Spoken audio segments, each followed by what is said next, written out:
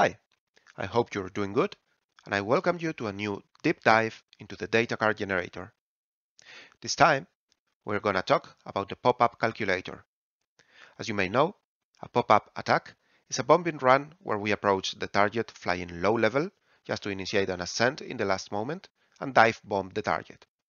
This is made to minimize the exposure to enemy air defenses, as nap of the earth flying makes it more difficult for the radars to acquire a lock on us. Beware, as different radars have different minimum altitudes, so it's always a good idea to do a little research on your target.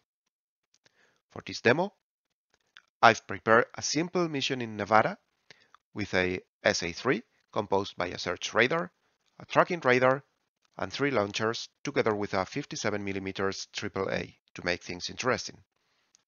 Our target is going to be the search radar entrenched in this revetment, which will make it easier to visually acquire from the air.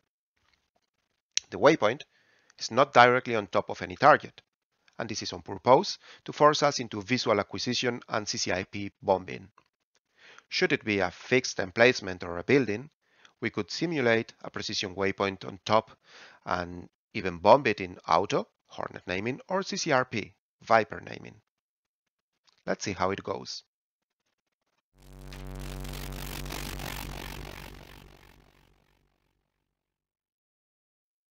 First thing will be opening the mission with the data card generator.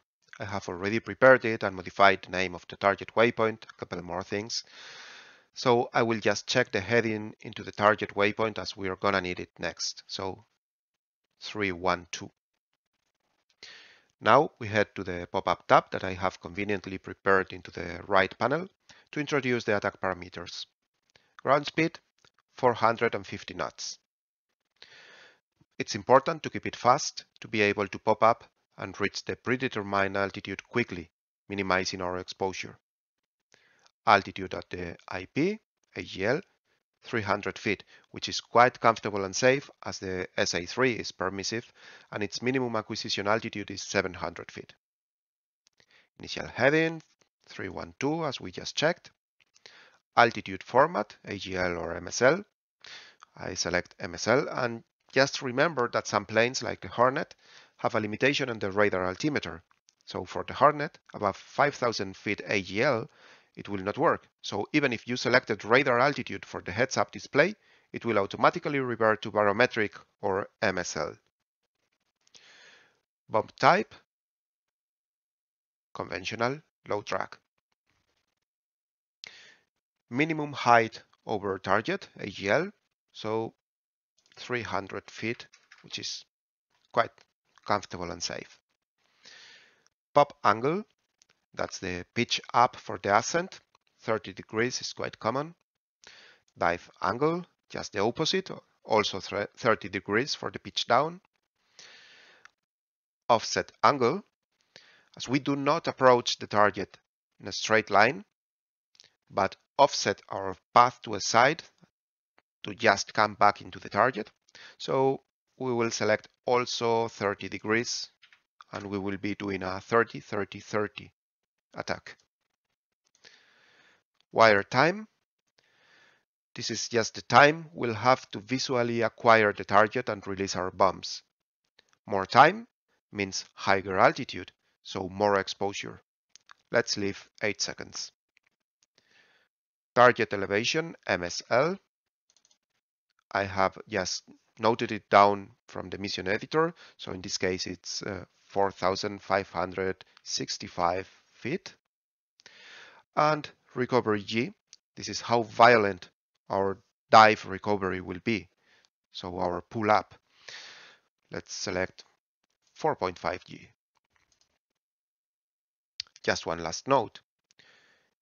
If we were preparing a coordinated attack with a wingman against the complete side, we could generate 2 cards, each with the offset to a different side, one steeper than the other, with different angles of offset as well, to ensure proper deconfliction, so that the second plane does not fly through the debris of the first bomb and the smoke does not obscure its view.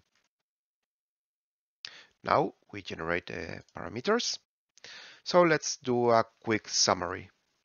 Here we have the IP at the predetermined altitude we took from the editor, where we will arrive with our target ground speed of 450 knots.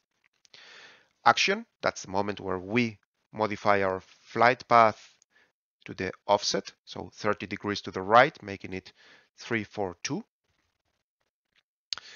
Then pull up. The pull up happens 2.5 nautical miles away from the target. And we do an ascent until the pull down point that happens to be at 2.3 nautical miles from the target. But I find it easier just to monitor the altitude, so we will pull down at 9,500 feet MSL, which means that we will top our ascent, reaching the apex at roughly 11,000 feet, which happens to be 1.8 nautical miles from the target. At this point, or from when we start pulling down, we have to modify our path, aiming for 252 to find the target just in front of us. And we will release just 0.4 nautical miles from the target, but again, easier just to monitor the altitude. So we will release our bombs at 6,300 feet MSL. Minimum release altitude should be 5,500, just to ensure that we keep the altitude above the target that we wanted to. And one last thing, the aim off distance, 400 feet. That means that we should place our flight path marker 400 feet behind the target when we have visually acquired it. Okay, we cannot measure, but roughly 400 feet behind. And then we will just wait for the Piper to come up across the target. And in that moment, we will release the bombs. Okay, with all this prepared, let's see how it goes. Just a disclaimer, I'm not the best pilot for this kind of attack, neither for any other. So I will try my best to respect all these parameters, but I cannot warrant that I will be able to. Just let's have a look how it goes. So here we are, flying 300 feet over the terrain, heading towards the target, and yeah, making our best to reach the IP. In the cockpit, I've configured the right DDI on 20 miles range on the HSI page. I've designated the target waypoint so that we have the azimuth steering line and we have a reference that will be quite handy. And I have configured my bombs to be released in pairs with nose fusing, instantaneous fusing, and CCIP. Even though when we designate the target, we see the auto symbology or CCRP. Aside from that, I've also enabled the internal jammer to give us a little extra time during the ingress.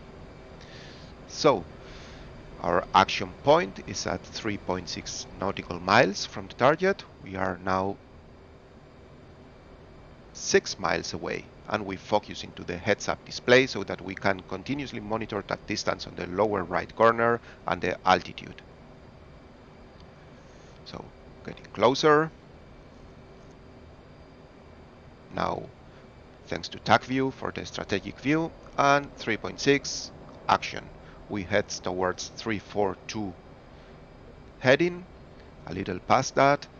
At 2.5 nautical miles we start a pitch up of 30 degrees, a little late maybe, and we start ascending while the SA3 is acquiring us. Now we monitor for 9,500 feet to start the pull down. There we go, and we reach for 252 heading. There, a little past that, but there it is, the target we visually acquired. With the undesignate button we transition to CCIP and release at 6,700, a little too early, and we recover. So we end up a little higher than we had planned because releasing a little early and recovering a little too hard. Anyway, it was a shock. So please subscribe to the channel if you enjoyed, and thank you very much.